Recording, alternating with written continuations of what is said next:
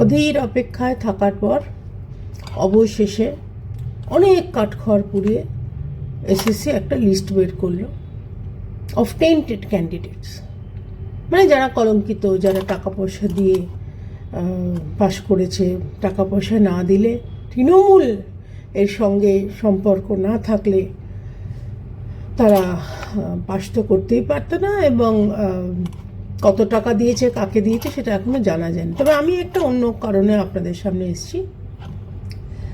রবীন্দ্রনাথ ঠাকুর বলেছিলেন যে রেখেছো বাঙালি করে মানুষ করনি।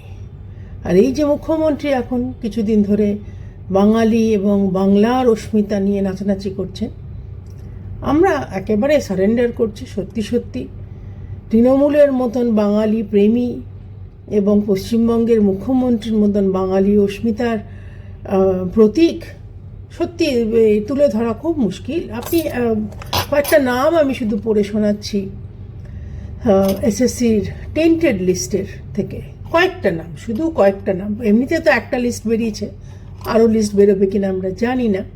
শুনুন, রোশনারা বেগম, হামিদুর রহমান এমএলএ, তার মেয়ে, এটা টেন্টেড, এরা কলঙ্কিত। অঙ্কিতা অধিকারী, এক্স তৃণমূল মিনিস্টার, তার মেয়ে। অজয় মাঝি, তৃণমূলের রিজিনাল প্রেসিডেন্ট, মানে আঞ্চলিক প্রেসিডেন্ট আর কি।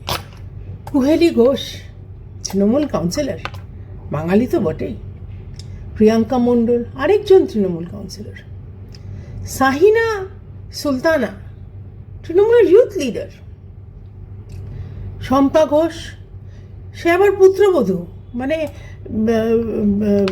পুত্রবধূর প্রতিও কত আদর যত্নে পুত্রবধূ থাকে। শুধু এখানে বাঙালি অস্মিতা নয়, এই যে লোকজন বলে যে বধূ অত্যাচার হয়, বধূ নির্যাতন হয়, এখানে বধূর প্রতি কত ভাব ভালোবাসা দেখুন। Shampa Ghosh tainted candidate, Trinamool MLA. Bibhas Mallick, Trinamool নেতা। সন্তোষী মালিক, বিভাস মল্লিকের বউ, মানে হাজব্যান্ড ওয়াইফ দুজনে মিলে টাকা পয়সা দিয়ে তারা একেবারে এসএসসি সাকসেসফুল ক্যান্ডিডেট। এবং এরা তো মানে একেবারে বলা বাহুল্য যে মমতা ব্যানার্জি বা মমতা ব্যানার্জির আত্মীয় স্বজন, বড় নেতা, মেজ নেতা, সেজ নেতার আত্মীয় স্বজন না হলে এরা জন্মেও এসএসসি পাশ করতে পারতো না। সেজন্য আমি বললাম আগেই না, বাঙালি অস্মিতার প্রতীক হয়ে দাঁড়িয়েছে পশ্চিমবঙ্গের মুখ্যমন্ত্রী, এবং সত্যি সত্যি এগিয়ে বাংলা। এইরকম কোয়ালিফিকেশনে এইরকম আত্মীয় স্বজন থাকলেই না এসএসসি ক্যান্ডিডেট হওয়া যায়, এসএসসি সাকসেসফুল ক্যান্ডিডেট। টেন্টেড হোক আর যাই হোক, তাতে কি যায় আসে বলুন।